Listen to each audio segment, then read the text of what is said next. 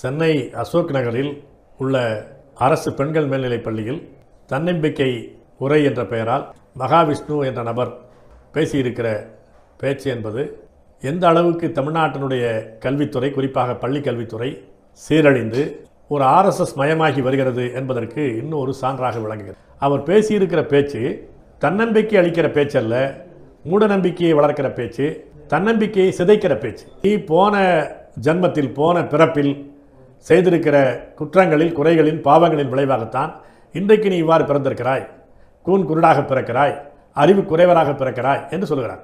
இது என்ன தன்னம்பிக்கை அளிக்க முடியும்? நீ அறிவு குறைவாக இருந்தால் உன்னால் அதை மாற்ற முடியாது.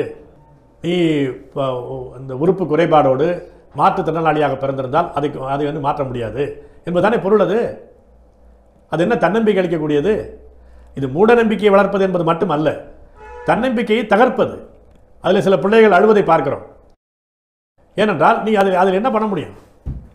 இப்போ முன்ஜன்ம வினை, இதில் நீ மீள முடியாதுன்னு சொல்லிவிட்டால் அது என்ன தன்னம்பிக்கையில் இருக்கிறது? எப்படி அந்த பிள்ளைகள் நம்பிக்கை ஊட்டி மேலே வளர்க்க முடியும்?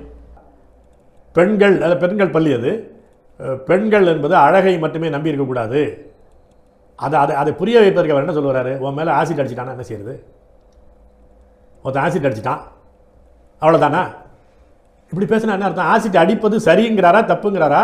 நடந்து கொண்டிருக்கிற இந்த மாற்றுத்திறனாளிகளுடைய ஒலிம்பிக்கில் தமிழ்நாட்டை சேர்ந்த இளைஞர்களே, கால் முடியாதவர்கள், கை முடியாதவர்களெல்லாம் எப்படி வெற்றி பெறுகிறார்கள், அவர்கள் எப்படி உலகத்தினுடைய இந்தியாவினுடைய பெருமையை சேர்க்கிறார்கள், அதுபோல நீ வளர முடியும். ஊனம் பெரியதல்ல. திருவள்ளுவரே சொல்லியிருக்கிறாரே, ஊனம் என்பது பெரிதல்ல, மன ஊனம் தான் கவனிக்கத்தக்கது, உடல் ஊனம் பெரிதல்ல என்பது அவரே பேசுகிறாரு. அதெல்லாம் சொல்லி அவர்களை உற்சாகப்படுத்துவது, நம்பிக்கை ஊட்டுவது என்பதற்கு பதிலாக ஆசிட் ஊட்டிட்டா என்ன பண்ணுவேன்? இப்படி பேசுகிற நபர் இதோ திடீரென்று ஒரு ஆள் அழைச்சிட்டு வந்து பேசல. இவர் ஏற்கனவே அவர் என்னென்ன பேசியிருக்கிறார், அவர் என்னென்ன நிகழ்ச்சிகள் நடத்தியிருக்கிறார் என்பதெல்லாம் வீடியோவை கொடுத்து, அவர் என்னை அழையுங்கள் என்று அமைச்சர்களை பார்த்து மனு கொடுத்து, அதிகாரிகளை பார்த்து மனு கொடுத்து, தன்னை விளம்பரப்படுத்தி கொண்டு இதை இப்படி வாய்ப்பு தாருங்கள் என்று கேட்டிருக்கிறார். இதே பள்ளிக்கல்வித்துறை அமைச்சர் மகேஷ் பொய்யாமொழியோடு, மா சுப்பிரமணியம் நலவாழ்வுத்துறை அமைச்சர் மா சுப்பிரமணியத்தோடு, பாடத்திட்ட குழுவினுடைய தலைவர் லியோனியோடு, அவர் இன்னும் ஏதோ ஒரு செல்ஃபி எடுத்துக்கிற கூட்டத்தில் இல்லை, எல்லார்ட்டையும் மனு கொடுத்து பேசுகிறார். மனு கொடுத்து பேசிவிட்டு ஃபோட்டோ எடுத்துகிட்டு வர்றார். நீ இவ்வளவுதான், நீ உன்னுடைய முன்ஜன்ம பாவத்துக்கு நீ அனுபவிக்கிற என்று சாபமிடக்கூடிய ஒரு பேச்சை, அப்படி ஒரு ஆளை அழைத்து வருகிறார் சொன்னால், அவர் அதற்கு முன்னால் என்னென்ன பேசியிருக்கிறார், என்னென்ன நிகழ்ச்சி நடத்தியிருக்கிறார் என்ற ஒரு குறைந்தபட்ச பார்வை தேவையில்லையா? எல்லா ஆசிரியர்களும், எல்லா கல்வியாளர்களும் இதில் விழிப்புணர்வோடு இருந்து இதை தடுப்பதுதான் ஒரே வழி. ஒன்றை புரிந்து கொள்ள வேண்டும், காவி மாடலுக்கு திராவிட மாடல் என்பதெல்லாம் மாற்று அல்ல, ஒரே மாடல் தான்.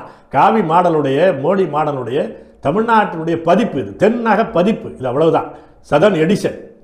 இதை மக்கள் விழிப்புணர்வாக இருந்து தான் தடுக்க முடியுமே தவிர, ஒரு ஆட்டோமேட்டிக்காக திராவிட மாடல்லாம் அப்படியே முற்போக்கு என்பது கருதி கொண்டிருந்தால் நாம் தான் நம்முடைய இளைய தலைமுறையுடைய எதிர்காலத்தை பாழாக்கி விடுவோம். எனவே அதில் கவனம் எடுத்துக் கொள்ள வேண்டும். இதில் தொடர்புடைய அதிகாரிகள் உடனடியாக தண்டிக்கப்பட வேண்டும். மகேஷ் பொய்யாமொழி மன்னிப்பு கேட்க வேண்டும்.